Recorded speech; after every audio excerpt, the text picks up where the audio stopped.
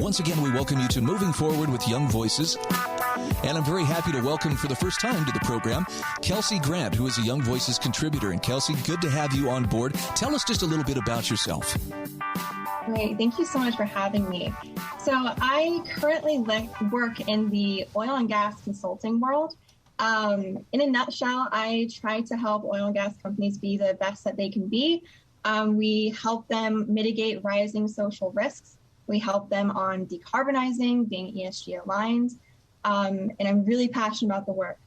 I'm looking at an article that you have written for realclearenergy.org, and it's very clear, Kelsey, that there's a lot of attention being focused right now on the environment.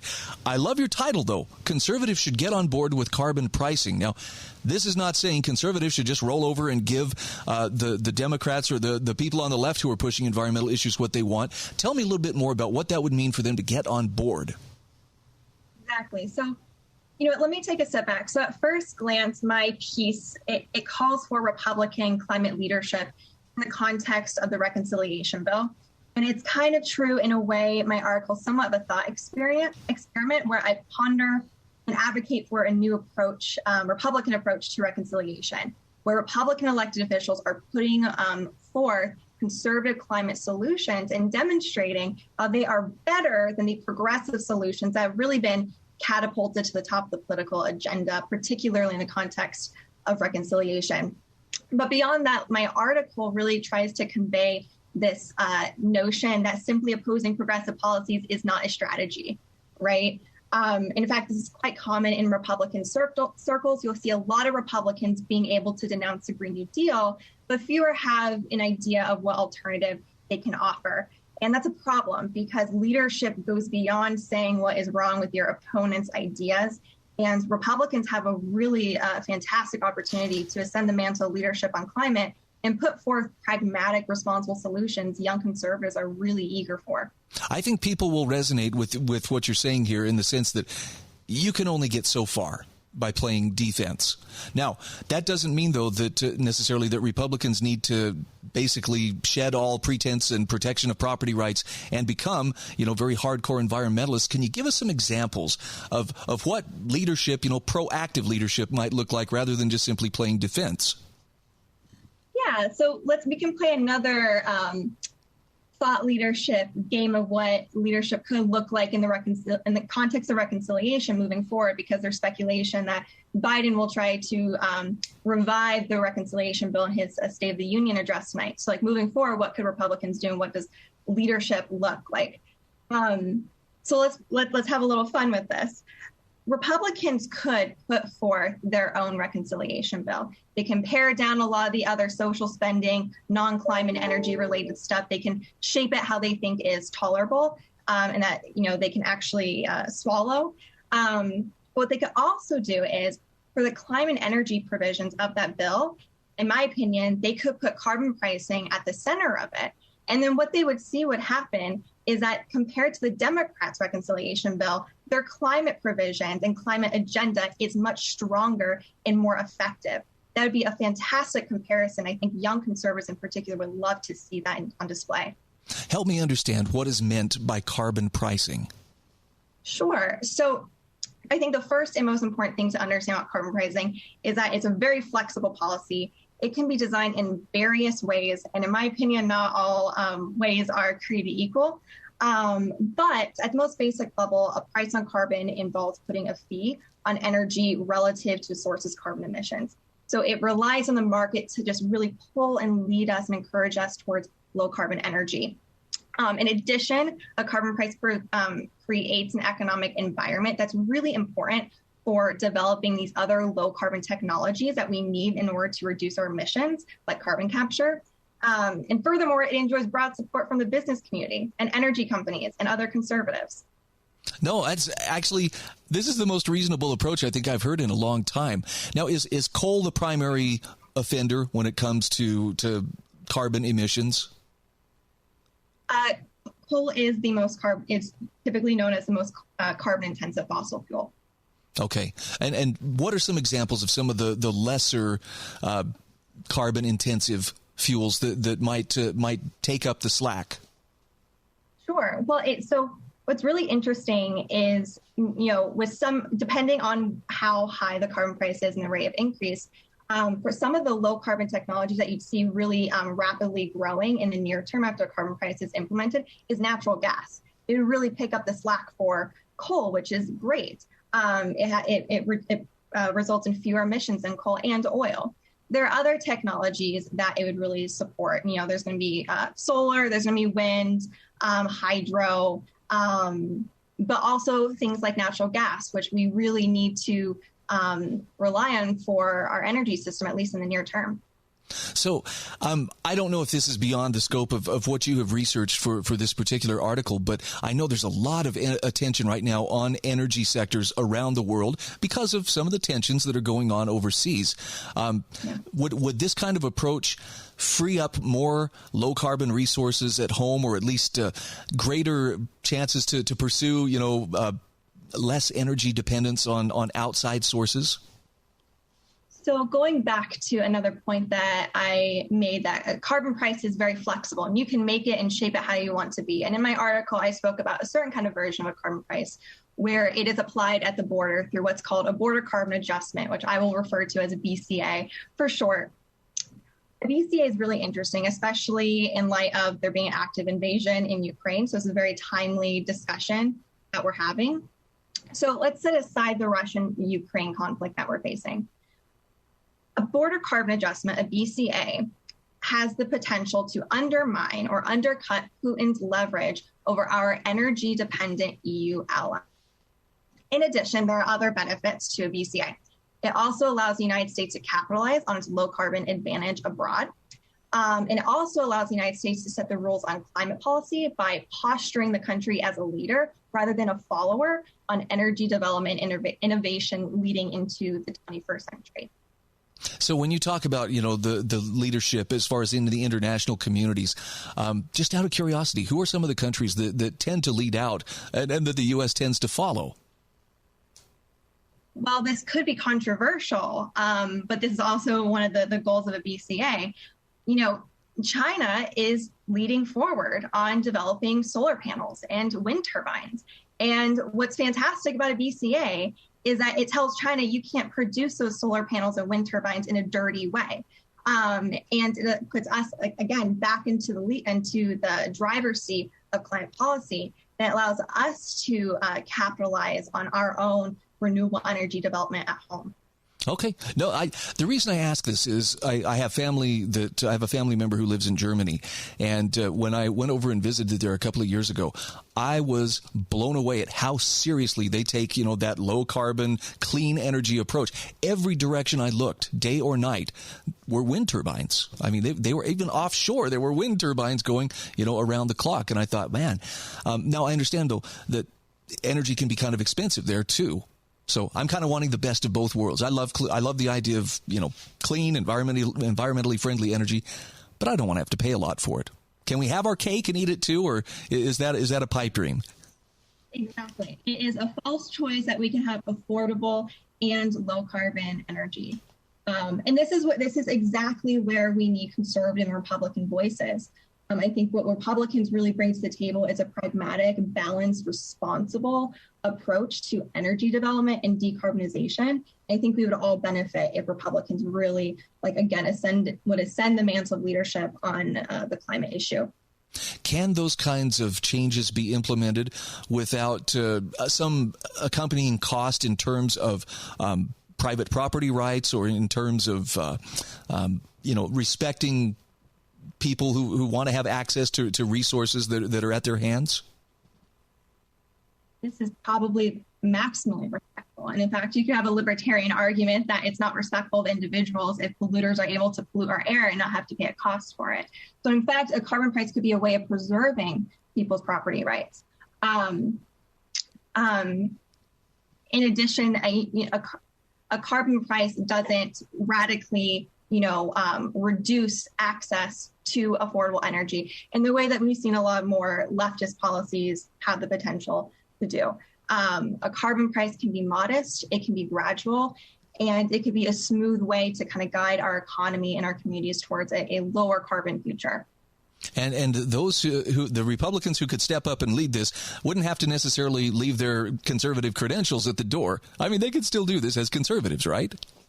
Absolutely. And young conservatives know this. And in fact, young conservatives are quite hungry for a comprehensive Republican climate platform, because we know that this is a false choice between a policy between nothing at all and just a Green New Deal.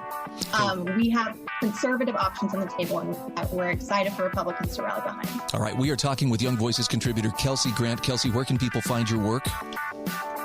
You can follow me at Twitter at Grant Kelsey. And this article that I wrote that we've been discussing is on realclearenergy.com.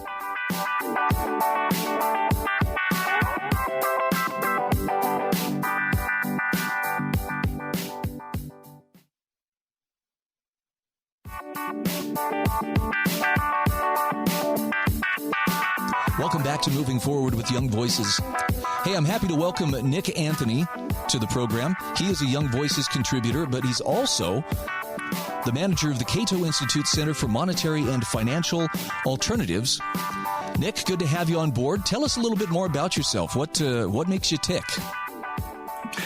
Thank you for having me on, Brian. Well, I look at everything from cryptocurrencies to central bank digital currencies.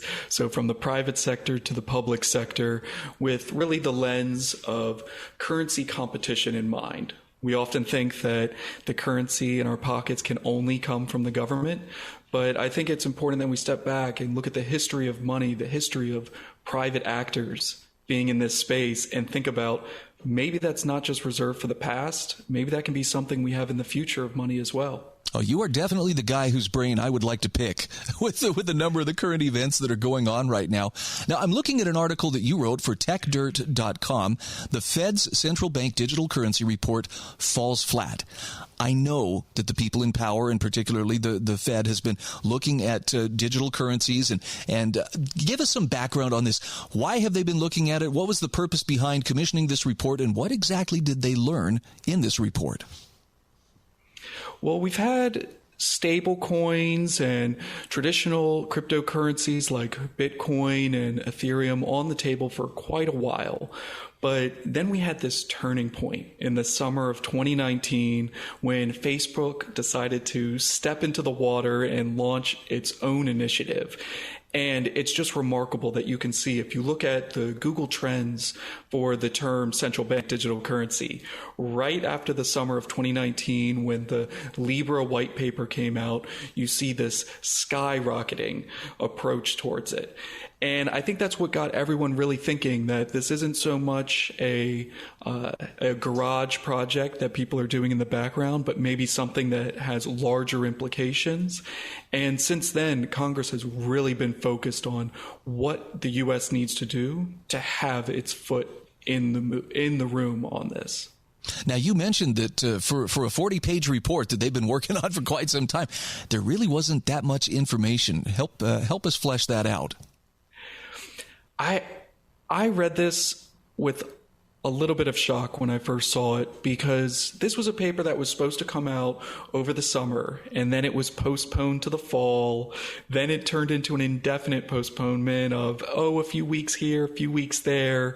So when it finally came out, I was expecting to see this monolith that was just every detail possible was being considered.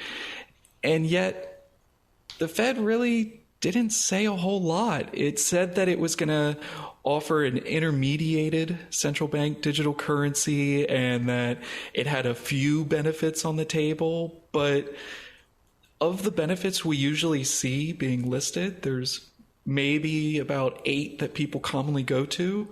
I would say the Fed probably chose the worst ones. I think really Franklin Knowles described it really well when he said it's the least they could have done without doing anything at all. It almost seems like the Fed didn't want to have this report out at all, and this was kind of what they could get by and still get that participation grade. Now, You mentioned in here that the Fed is looking very closely at a central bank digital currency, or CBDC, but there were a couple of words in there that raised a red flag for you. What were those words? Yeah, there was a list of how they wanted it to be structured, and I thought it was a little telling the way that they laid this out. They said that they want to have privacy protected, and that's one of the big concerns for everyone with this type of endeavor. Then they said they want it to be intermediated, but then they end the list by saying that it also needs to be identity verified. So anyone that wants to use it needs to have their identity verified first, and basically be forced into the know your customer, or KYC, and anti-money laundering AML regime that governs the rest of the financial sector. And so while the possibility was there to create a digital version of the cash in our wallets where our privacy is still protected the way it should be by the Fourth Amendment, the Fed clearly was not interested in taking that route, or even considering that route, at least in its paper. Now, is that by design, or is that just, an unfortunate, it's just part of the package? It seems that with the design they have in mind, it would be a key element of it. But the important thing is it doesn't have to be. You can have what's called a token-based central bank digital currency. And if you go that route, it really does not have to be crucial to it that you're going to have all customers be identified and be tracked throughout the process. They can have the freedom to have their privacy and still interact digitally. But through the design that they have in mind, that's clearly a key pillar that they want to have included. I have concerns today that 2 or 3 weeks ago I wouldn't have had about, having that identity be so closely tied to, the government or the Fed has to make sure that they know I'm who I am. But it's because I just watched, people in Canada who so much as donated $10 or $15 to a truckers protest, and suddenly they found themselves targeted. And it seems like this would be setting the stage for not only scrutiny of every single dime you make and every dime you spend, but also potentially putting your money within reach of those who, if they could, would freeze it to punish you. Yeah, absolutely. And it's one of those things that about a month ago, I remember reading a report out of China where their digital currency, they were thinking about how they could monitor late night transactions to try to catch illegal gambling. Now, in China, that's not something that I would be very surprised to hear that from, just considering their track record with authoritarianism. But looking at the sixth freest nation in the world, that is not something I would expect to see. The fact that it went from the Emergencies Act to freezing the accounts of protesters in basically the blink of an eye, it's hard to imagine, but it would actually be a much faster process and a much more expansive process if they already had a retail CBDC on the table there. Nick, I think a lot of us have, looked at, we've heard of China's social credit system and thought, wow, it's China and they're communist and they, they're very authoritarian. But I have to say, I was absolutely shocked at how quickly the prospect of a social credit system appeared in, and as you mentioned, a very free country, relatively speaking. And I don't know, I'd be suspicious anyways of a lot of stuff coming from the central bank, but this one in particular doesn't inspire a lot of confidence in me. I'm right there with you. At the end of the day, it seems that it's being used as a tool that they can really grab onto and take it and just run. And they haven't really thought out how this is going to benefit ordinary citizens on the ground. There's a few options that have been floated, such as financial inclusion and expanding access, but there are so many other things on the table that are improving that on the ground today that it really seems that the benefits are leaning towards the central banks and not us. We're down to about 1 minute here, but I want to ask you as briefly as possible, digital currency, cryptocurrency, this kind of thing, is this the way of the future? I think the future's still unfolding, but I think cryptocurrencies and especially stablecoins have an extremely bright future. The future of central bank digital currencies, I'm not so confident in. Okay, and this is having read this 40-page report, and it's good try, but let's go back and do it again. Any suggested reading that you would recommend for people who want to get their minds more firmly around this subject? I think there's a lot of places that folks can go, but if I may plug our own work, I'll say anyone is welcome to come over to the Center for Monetary and Financial Alternatives over at the Cato Institute. We have all our work there. We're constantly on the ground trying to make updates to the changing space and really trying to explain it so that anyone can walk up and understand. And where can people find more of your work or follow you on social media? On social media, you can find me at econwithnick, and otherwise you can find me at cato.org as Nicholas Anthony. Okay, Nick Anthony, thank you so much for being on the program today. Thank you so much, Brian.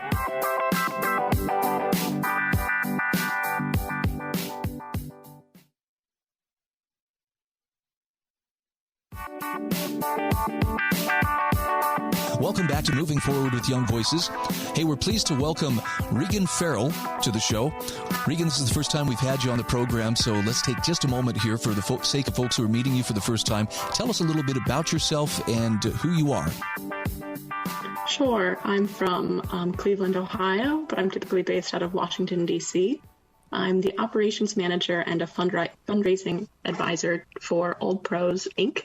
It's an organization focused on sex work decriminalization and advocacy. We also focus on harm reduction and give a lot of money to sex workers and their advocates as well. I'm looking at an article that you wrote for Counterpunch, and okay, I have to admit, of all the things I was thinking about regarding the Super Bowl, this is not something that was on my radar screen, but the article is California's loitering laws could cause trouble at the Super Bowl. Talk to me about the kind of problems that those loitering laws ostensibly are supposed to prevent and how they may actually miss the mark in the process. Sure. So a lot of police precincts will make a big deal out of major sports events. So the Super Bowl, you also see this when the Olympics are in the United States. Even WrestleMania, you'll see police precincts turn out entire task force of people in order to find human trafficking victims. It makes them look really good, and often they get a lot of money in order to address this. These loitering laws were, in effect, used in California to arrest people who looked the part. It's largely at the officer's discretion in order to determine whether somebody is loitering with the intent for prostitution. That can be you're wearing very short skirts, you're not the right color, in a different part of town, or you even have a condom in your purse. Yeah, that sounds like that could get a little bit subjective. Help us understand, it's entirely subjective. Okay, that's the point. Help us understand, though. I have heard talk about, well, we have to be really careful. Sex trafficking goes up around these major events. Do the numbers match up? I know you have some numbers at your disposal of actual arrests. What do we learn from those numbers? It's typically local sex workers coming in for business. It's not large cartels of people being trafficked in, as one might imagine.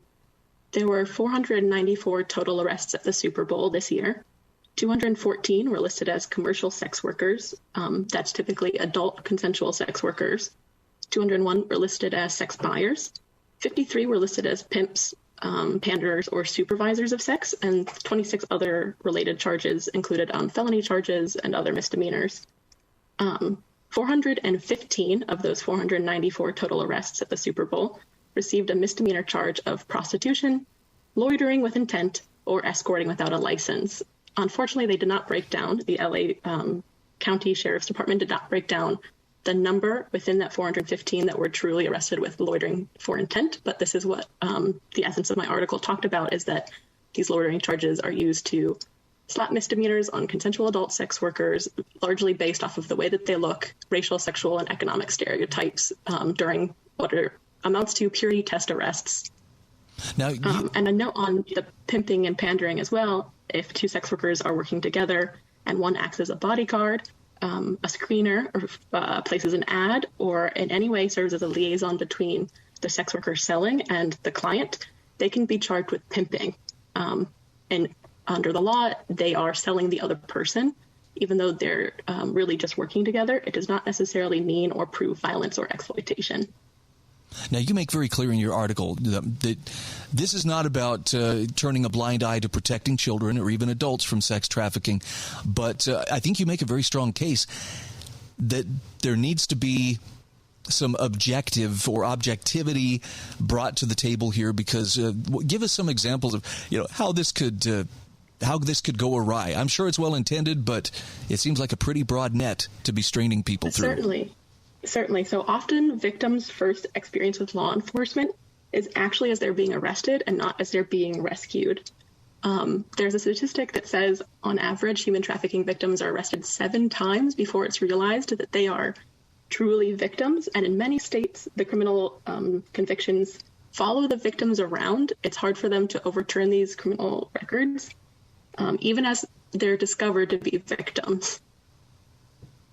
Wow. Well, okay. So it sounds like the state needs to kind of have its act together here too. Help me understand too. When we're talking about consenting adults, now I have to confess, I have read Lysander Spooner. Vices are not crimes, and I'm a whole lot more sympathetic to not treating vices as crimes. Whereas a crime has the intent to cause harm to someone. A vice could simply be a mistake someone makes in their pursuit for happiness. If that involves consenting adults, I don't have heartburn. If it involves someone who's not consenting or it involves a minor, okay, there's the heartburn starting. Why doesn't the law make a more clear distinction? Well, Yale law differentiates 2 categories: sex work, broadly defined as the exchange of sexual services for money, goods, including housing, foods, drugs, basic necessities, and then trafficking in the United States on the federal level is defined as somebody who is intentionally moved through force, fraud, or coercion into a labor sector. Actually, at the federal level, anybody who is a minor is automatically a trafficking victim. And so the crime of trafficking can be experienced by sex workers, but not all people in the sex trade are trafficked. Okay. And it sounds like laws like this, these loitering laws may actually make it more difficult for those people who were trying to escape trafficking. They're forced to operate more in the shadows, right? Because they're not they're trying to stay out of the eyes of the law. Yeah, often loitering laws like this, for example, being charged with a misdemeanor if you have a condom in your pocket, prompts sex workers to engage in riskier behavior. So they will often go without it, or they will keep the condom on their person, but not in their purse, if you catch my meaning. Okay. And so this can be really risky behavior for them. They'll often take their client without really vetting them, and so they can get to the service much quicker. And all of this would be much easier if sex work were decriminalized. Sex workers would be incentivized to work with police and find trafficking victims rather than being afraid for their own safety. Now, is this something that should be handled more on a community-to-community basis rather than a one-size-fits-all approach that's kind of hammered down from the top? Oh, certainly. I think so. Each sex work community, each city is entirely different in what they need. A lot of cities will need to do some sort of racial sexual stereotype training. Between 2016 and 2020, nearly everyone arrested by the NYPD for selling sex was Black or brown. Ostensibly, that's not everyone who is a sex worker in New York City, but in effect, these laws come down on people of color much more strict than they would white sex workers. I'm curious. I know you mentioned in your article that local sex workers and some legislators have actually come forward with a bill to amend California Penal Code SB 357. Are the police resisting this? I mean, do we see where's the pushback coming from on this? Who doesn't want the laws to change? So yes, police unions, a lot of conservative religious faith, but whether or not these communities understand sex work, I understand their worry and how they want to tend to their commons. They want to maintain the peace in their communities. But what they need to understand is that sex work, prostitution is still going to happen. And if you're not decriminalizing the charges, you're only helping the traffickers. You're not helping the victims. Implementing SB 357 would help overturn these criminal charges. They would implement policing and harm reduction policies, and they would provide relief to the people that need it the most. Okay. Well, I think you look. This is a touchier subject than I thought. As we're talking about this, suddenly I'm realizing, now I'm starting to kind of get nervous. But I think you're taking a very balanced approach here. For people who want to learn more about it, what are some of the resources they can turn to get a better or at least broader perspective of what's at stake here? Sure. If this kind of info piqued your interest, you can listen to further updates at oldprosonline.org/news. That's oldprosonline.org/news for a biweekly podcast that reports on and contextualizes current events affecting the sex worker rights movement. Okay, and if people want to follow you on social media, where's the best place to do that? You can follow me on Twitter at actualwebutante, like debutante, but with a W. Okay. We are talking with Regan Ferrell, Operations Manager at Old Pro Inc., and also a Young Voices contributor. I appreciate you being on the show today. Thank you so much for your time.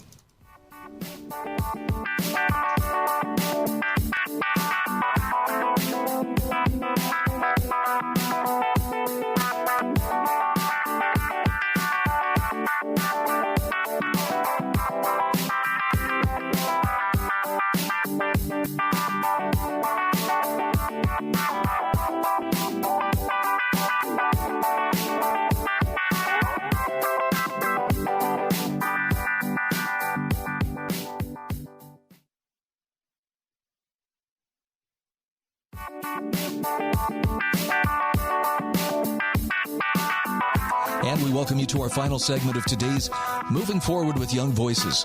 Happy to welcome David McGarry to the show. David is a Young Voices contributor. And David, I'm going to ask you, tell us just a little bit about yourself and what you do. Well, first of all, thank you very much for having me. I am a conservatarian, if you will, commentator coming out of Los Angeles, California. And the piece that I just wrote for the American Conservative outlines, or I should say, some light on a recently declassified letter from Senators Wyden and Heinrich, two Democrats from Oregon and New Mexico, respectively, which allege that the Central Intelligence Agency has been collecting and accessing a wide set of data from American citizens without necessarily going through the correct legal processes to do so. Well,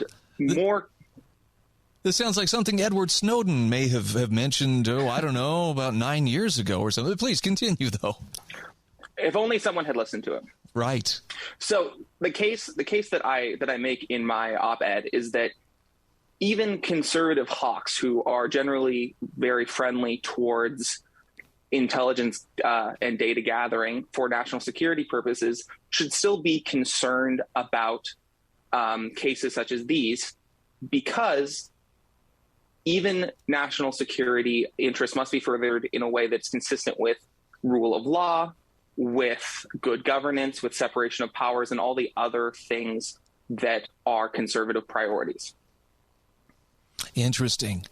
I was pretty upset a few years back when Edward Snowden brought to the forefront that, hey, there is surveillance going on here that really shouldn't be. And I feel like there was a couple of years where that was really in the forefront, but it's kind of faded away. Given some of the volatility of geopolitically what's going on, as well as some of the stuff going on here at home domestically, is it likely this is ever going to get back in front of the spotlight again to that degree? Or is this something that's mainly just kept within, the circles of a few select committees in Congress? Well, I think there's a building awareness of this, and this is part of why I'm writing this piece targeted towards conservatives. As I said, I'm more on the libertarian side of these issues, but I think that conservatives need to wake up and jump on this bandwagon. And one of the ancillary points that I make in my piece is that through the investigations of Michael Horowitz over in the Department of Justice, what we've learned is that the data gathering by the federal government through the FISA process is fraught with many problems, and the data gatherers don't actually always follow their own guidelines, and they don't go through and complete the correct processes, and they don't actually always follow the law. And so I believe that now is the time for conservative types to join the libertarians and the people on the left who are concerned about these issues. And I think that's a growing movement, and we'll see this play out in the next few years. So who ultimately has the kind of clout? I wasn't just going to say authority, but the actual means of holding the CIA accountable and, if necessary, reining them back in. Is that Congress? So ultimately, it goes back to the American people. But the starting point right now, it seems to me, is the Senate Judiciary Committee that the senators who have sent the letter sit on. And one of the most concerning parts about their allegations is that the CIA's data gathering practices are authorized under an executive order called Executive Order 12333, which was originated in 1981. And the data gathering that is authorized by this order, in fact, is not generally accountable to congressional authorities. And was actually hidden from Congress until a report by the Privacy and Civil Liberties Oversight Board to the Senate Judiciary Committee last year, which is the impetus for the letter from Senators Wyden and Heinrich in the first place, which shows that the accountability was not there.